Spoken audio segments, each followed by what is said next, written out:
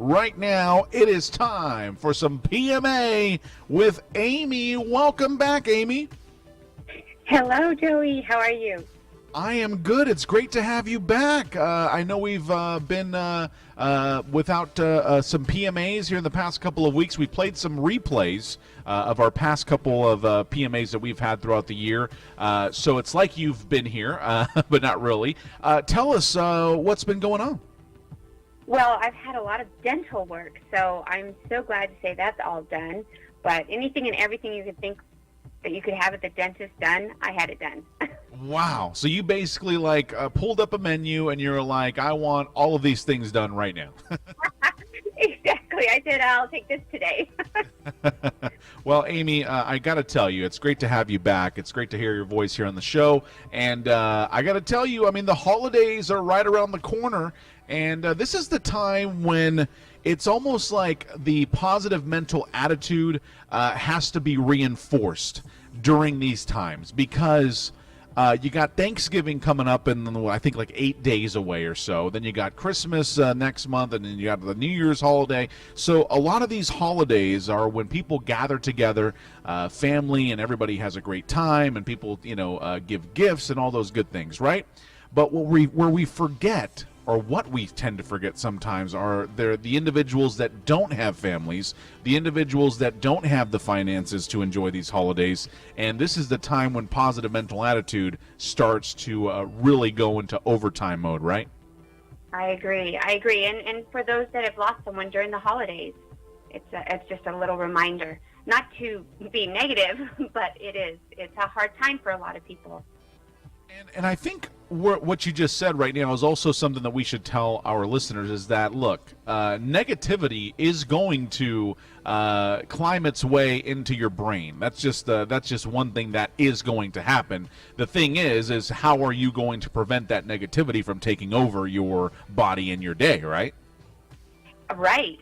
It's not always easy, and the self-dialogue really has to change, as you're thinking these negative thoughts. I know for me, I just have to stop myself and try to go somewhere positive or find the silver lining. Well, one of the key things that we created this positive mental attitude segment is, obviously people are, watching the news and they're watching all these stories of bad things happening. The reason why we created the positive mental attitude segment was to talk about positive and great, mind-changing stories that'll change your mind from a negative to a positive. And here's a good one that I thought I wanted to share with us this morning. The hometown hero who opened the doors of his furniture store in downtown Houston to anyone seeking shelter during Hurricane Harvey announced that he will be hosting a Thanksgiving dinner at the same store for all people who were affected by Hurricane Harvey and people who weren't affected. He says, we want to get together as a community and be grateful that we've gotten through this storm together, says Jim McIngvale, known better as Mattress Mac. We're going to celebrate the things that we have to be thankful for. McIngvale, who's 66, added, we've had a lot of problems in this community over the past 3 months, but we also have a lot to be thankful for. To me, that's what Thanksgiving is about. Giving thanks, he added, adding that anybody and everybody is invited to join on Thanksgiving Day. It has been several months since Harvey's powerful winds and devastating rainfall inundated southeastern Texas, causing catastrophic flooding that damaged and destroyed hundreds of thousands of homes. And even after the deluge of floodwaters receded, some people are still reeling as they work to rebuild their lives and communities.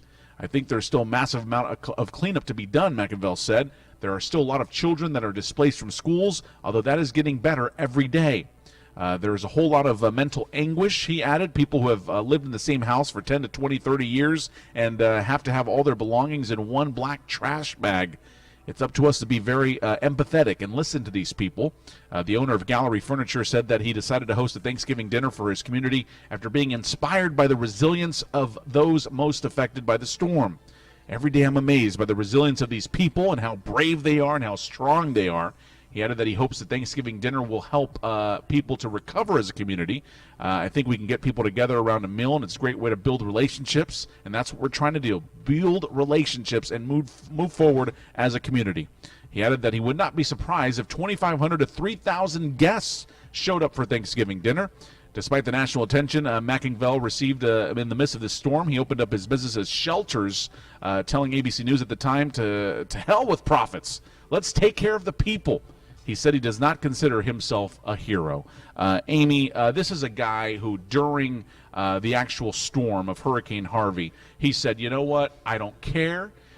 You guys can come into my showroom, sleep on these beds that I've paid money for to sell. And now this guy who doesn't even consider himself a hero is having Thanksgiving dinner for his community at his furniture stores. Just another nice thing to do.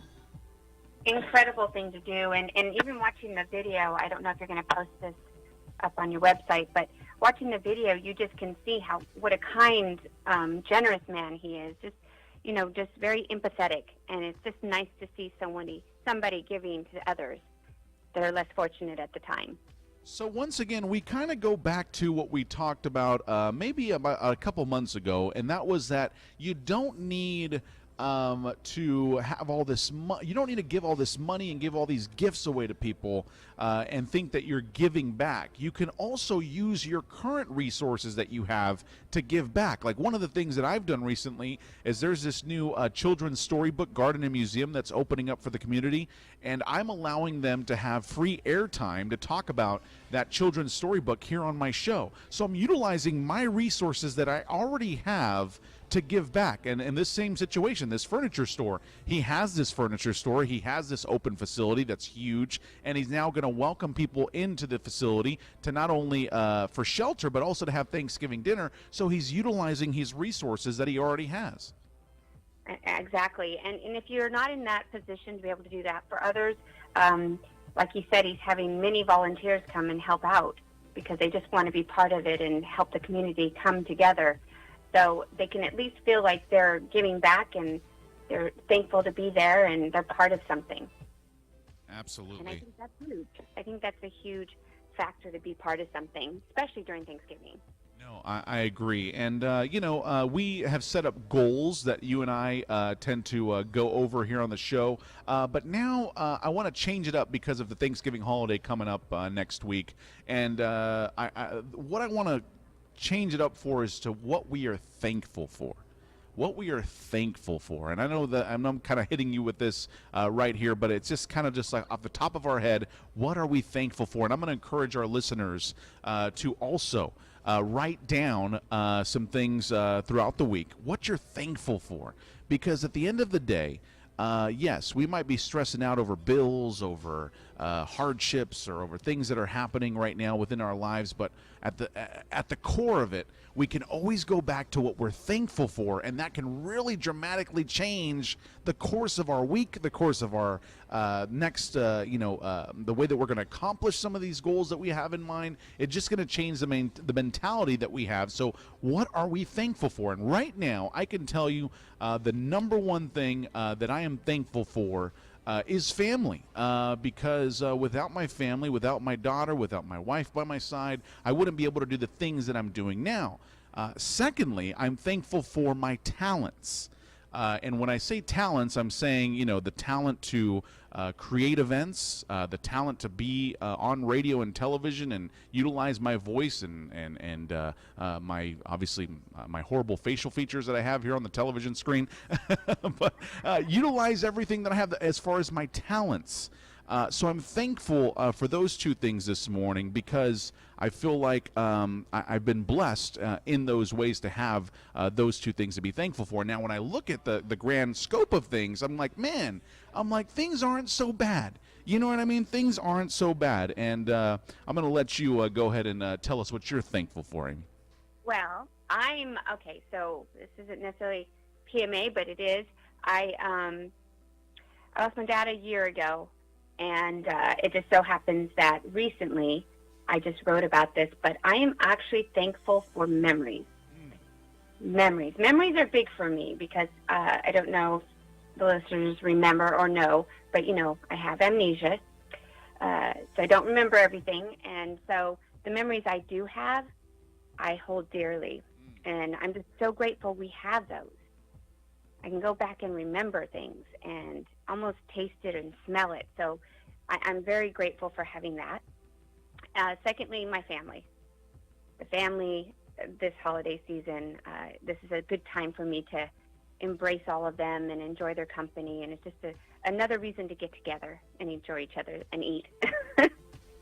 And eat is number one. Yes, don't let all these crazy things happening in the world affect the fact that you just want to go and eat some good food on Thanksgiving. So, Amy, thank you so very much for joining us this morning. Anything else you want to tell us about before we head on to the Thanksgiving holiday? Just that I hope that everyone has a wonderful, beautiful holiday season and enjoy their Thanksgiving with their family. And how can our listeners and viewers get in touch with you? They can find me on Facebook, PMA Baby. I'm on LinkedIn also as Amy Linval, PMA Baby.